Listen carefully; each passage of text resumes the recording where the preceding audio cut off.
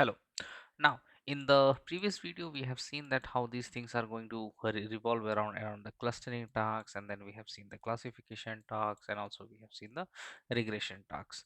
Now, in this particular part, I will be going to show you that how these things are further enabled onto some of the web applications. So, let's go to the browser in this case. So, let me just quickly open up the browser. So in the browser, what I will be going to do is I'm going to first do the uh, show you the first application, which is this is basically a home rental application. Now if you can take a closer look in here, we will be going to predict the rental price in data valley, right?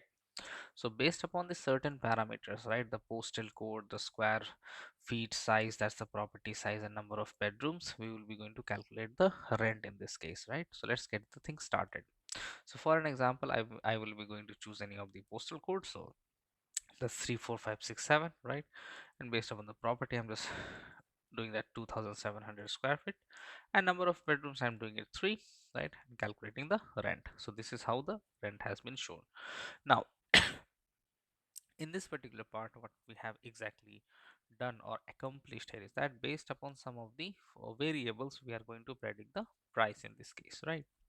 Now, suppose I'm going to change the number of bedrooms from 3 to 2, and again I'm going to calculate, so it's going to be reduced. So, suppose I'm making it again till 5 and making the property to 6000 square feet, and it's going to be 8000. Suppose I'm making the bedrooms to as 1, this is going to be reduced, right?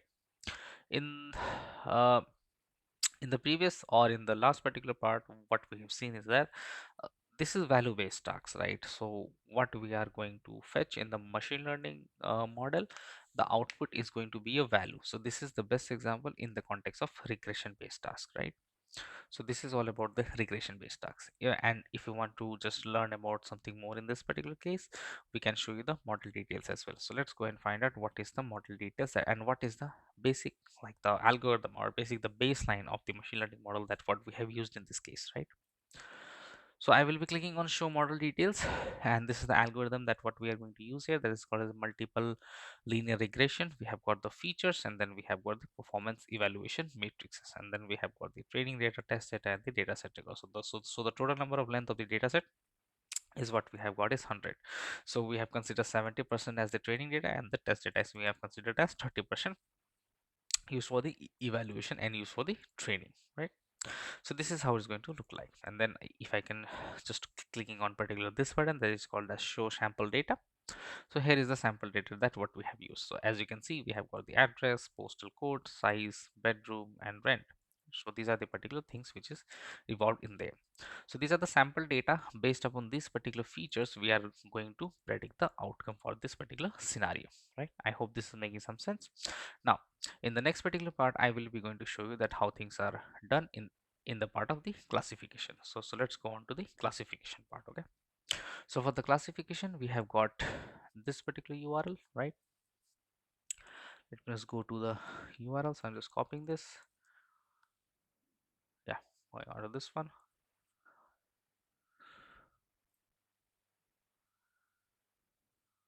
this one. Okay, so this is the custom segment data, right? Not this one, this one. Seed identifier, right? So as you can see that this is a wheat seed identifier. Now in this particular thing, we have got the three factors, which is in this case is the length, the width, and the groove length, and then again the seed length, width, and groove length, right? So here is the thing. So what we are going to do is we are going to just predict this particular thing, like we will be going to give you some values in this case for length, right? So let's make it as 4.73, and for length I'm making 2.99, and this I'm making in the context of 3.94. So based upon certain this parameter, we are going to click on this button, right? So let's predict wheat species. Now if you can take a look, that is predicted species is coming as KAMA wheat, right?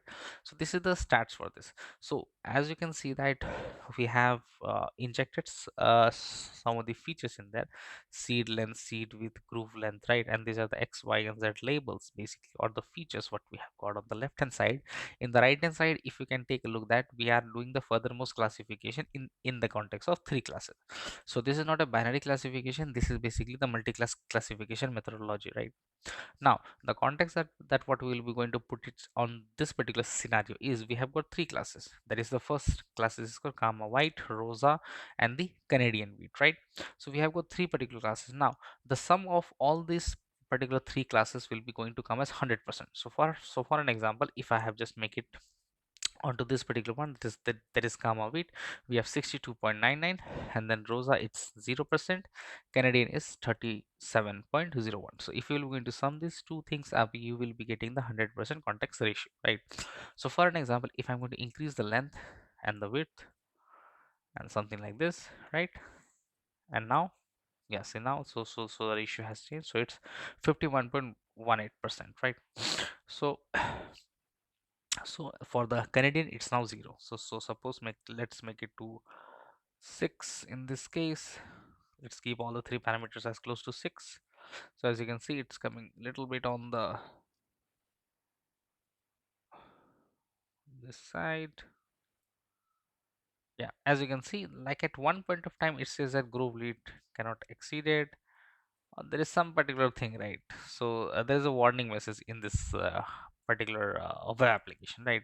The thing why the warning message is going to come is in this particular scenario is because we have got the comma wheat as 49 and Rosa as 50, so it's close, then it's closer towards each other, right? So it's more over like 50-50 ratio, right?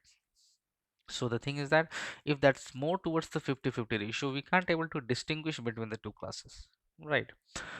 It should be at least greater than 50%, right? So it should be 50.1, it should be 51%, or it should not be 50%, it should be 49.9% at least, right? So these are the three particular classes, and these are the three particular techniques. So like this you can just avoid of the data resiliency basically. Okay, so yeah, this is all about it. Now let's move on to the last one, that is the classification, sorry, the clustering one, right? So here it is. So customer segment, upload data, choosing this particular data. This is the sample data what I have uploaded, right? So I'm just clicking on open. So there's the data, right? So this is the name of the customer, the average speed, and the average frequency. And now I'm going to click on this particular button called as analyze. So these are the scores, and if you can scroll down, we have got this number of clusters. So we have got 4 clusters. So see, the cluster 0 is where the formation of data is 10, and cluster 1 and cluster 2 and cluster 3 as well. So we have got the skill out as 0.6609, we have got 0.791, and we have got the k-means clustering algorithm as k equals to 4, because it's going to form the clusterization as in the context of 4 numbers. So there will be 4 clusters, right? If you can take a look at the data set on the left hand side, we have also defined that in which particular cluster what data points would be going. So if you can take a closer look, that's from customer 31 to customer 40, we have allotted the cluster first. So that's starting with the 0 index position, and then we have got 1, 2, and 3. So till now we have got 4 clusters, so k equals to 4, but 4 minus 1 is going to be the of 3 particular things. So starting from 0, 1, and 2, and 3, right? So this is all about the classification in the context of grouping, that is called as clustering. Okay,